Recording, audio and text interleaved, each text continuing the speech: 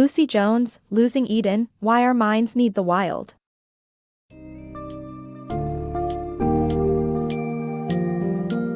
In Losing Eden, Why Our Minds Need the Wild, Lucy Jones takes us on a fascinating journey into the intricate relationship between nature and our minds. Delving into cutting-edge scientific research, the book reveals how a lack of connection with nature has led to a global mental health crisis. Offering insights into our genetic predisposition to connect with nature, Jones presents the ecological, social, and personal consequences of living in increasingly urbanized environments. The book highlights the importance of cultivating natural experiences in childhood, as well as discussing the potential of nature interventions for those with severe mental health issues.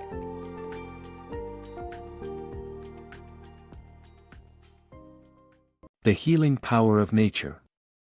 During her recovery from alcoholism, author Lucy Jones discovered the powerful impact of nature on mental health. This sparked her interest in research that showed how contact with natural environments promotes better mental and physical health on a cellular level. Jones found that a lack of engagement and connection with nature has triggered a global mental health crisis. Neuroscientist Christopher Lowry's studies with mice showed that exposure to soil reduces stress and boosts serotonin levels. Exposures to a variety of organisms found outdoors can treat or block chronic inflammation and thereby reduce the risk of cardiovascular disease, inflammatory disorders, and depression. However, today, most people live in cities, spend more time indoors, and have limited exposure to the diverse organisms that make up the natural world. This impairs our connection with the natural world and results in apathy towards ecological destruction. Our genetic connection to nature. According to biologist E.O. Wilson's biophilia hypothesis, humans have a genetic predisposition to connect with the natural world. Biophilia suggests that even if individuals don't feel an innate connection with nature, our brains are marked by our past evolutionary responses and behavior. Researchers are successfully testing Wilson's hypothesis through habitat theory, which states that we mostly live in park-like grasslands with clusters of trees and water because our ancient ancestors sought out such environments to increase their chances of survival. E.O. Wilson argues that humans have an innate animacy of life, preferring biological activity over non-biological activity from the time we are born. Several studies support the merits of biophilia as a hypothesis, including one in 2009 that evaluated 50 empirical studies and concluded that the natural world has positive effects on the mind, and an absence of connection to nature is harmful. The biophilia trait can be fortified or repressed based on individual learning. Nature and child development. Children's physical and mental development heavily depends on their connection to nature.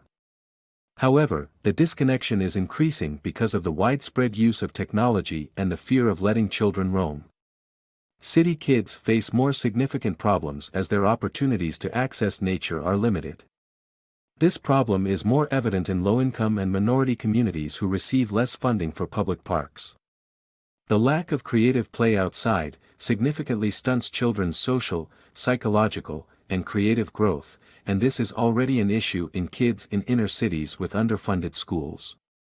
However, there's a highly promising trend of outdoor nurseries and forest schools growing in popularity in Britain, and the framework for outdoor learning exists but is not accessible to everyone. Therefore, political willpower is necessary to make it more accessible on a larger scale so that children appreciate nature. Nature, a natural stress reliever. In the book, the author shares the story of Jones, who had been sober but still struggled with feelings of doubt, resentment, and frustration. Jones goes for a swim in a Scottish cove, where she experiences a sense of calm and energization in her brain. According to the book, this reaction might be caused by negative ions that help in releasing serotonin and activating the parasympathetic nervous system. Contact with nature can help our systems maintain balance and improve our immune and nervous system. Gardening and forest bathing, or spending at least 2 hours in a forest and breathing deeply, are some of the ways to reduce stress.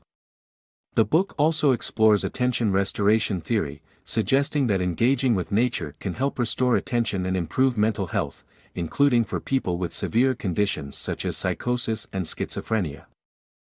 Nature's impact on mental health. People and societies need a connection with nature to flourish. The impact of physical environments on well-being was studied at Robert Taylor homes, where trees and grass significantly improved the residents' mental health and cognitive functioning. The greener a building's surroundings, the lower the crime rate.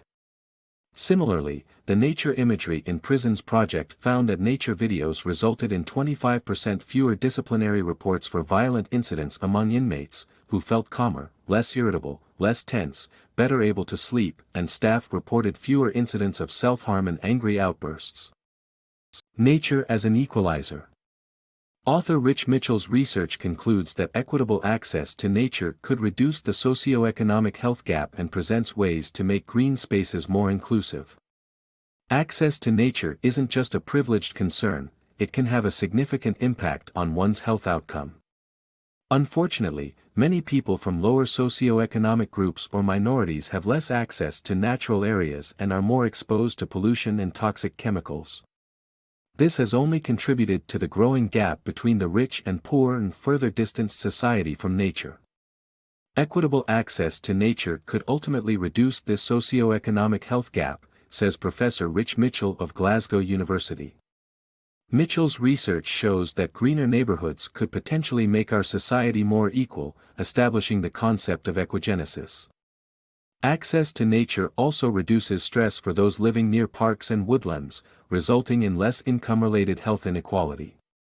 Mitchell's study of 20,000 people in 34 European countries found that exposure to nature was the one variable that reduced socioeconomic inequality in mental well-being by 40%.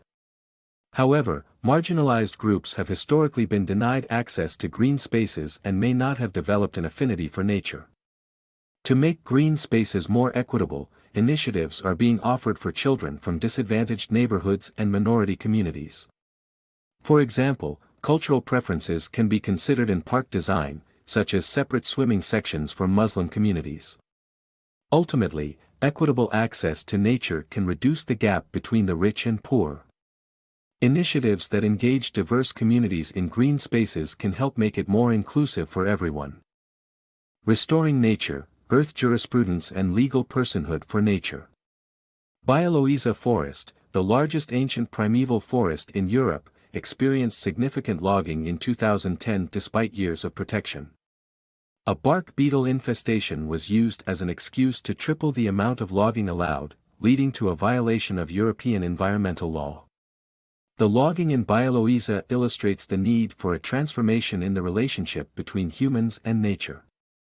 The Earth is currently experiencing a sixth mass extinction due to ecological destruction, leading to negative cascading consequences on ecosystem functioning and services vital for sustaining civilization. A developing area of law in the UK called wild law, or earth jurisprudence, proposes granting all components of nature legal personality. The United Nations recognized the principles of earth jurisprudence in 2015, stating that human rights are meaningless if the ecosystems that sustain us do not have the legal right to exist. Bolivia passed a Law of the Rights of Mother Earth, and New Zealand granted legal rights to an ancient forest through the Te Urura Act.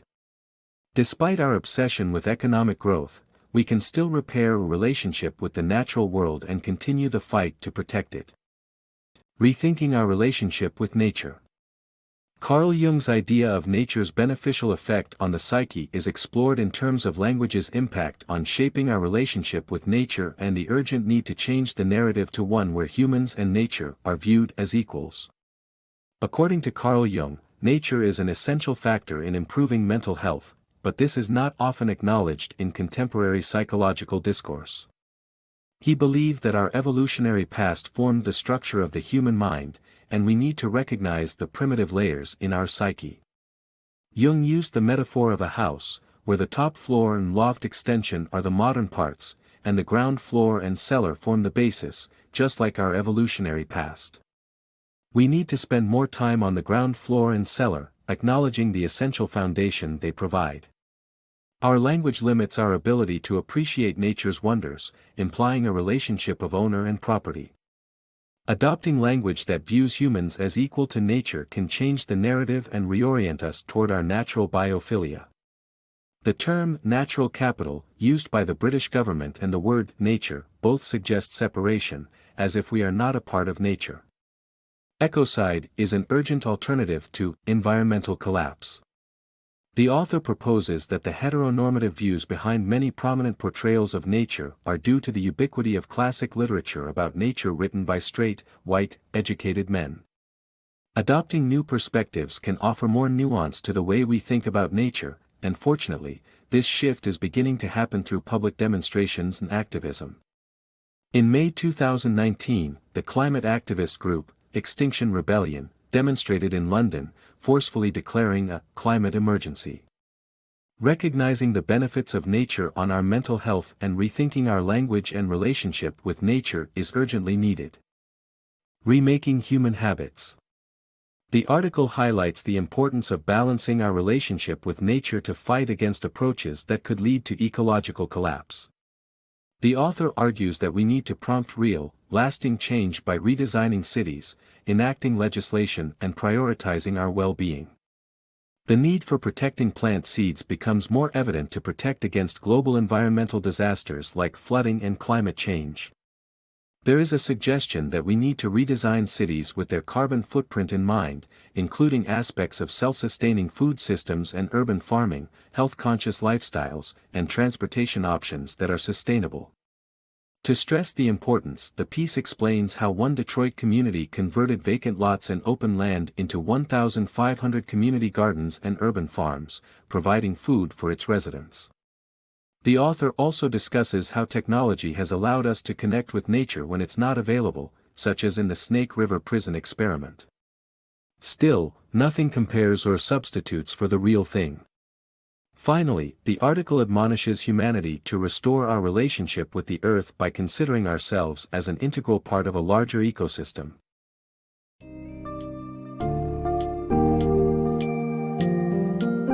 Throughout Losing Eden, we have seen the profound effect that nature has on our minds and overall well-being.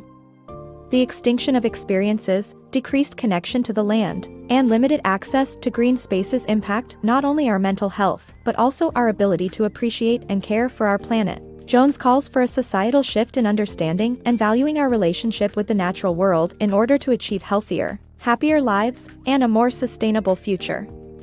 By reinvigorating political will, fostering equitable access to nature, and promoting biophilic city designs, we can nurture positive change and stem the mental health crisis that pervades our lives today. The choice lies in our hands to seize this opportunity and collectively restore balance to our fragile ecosystem.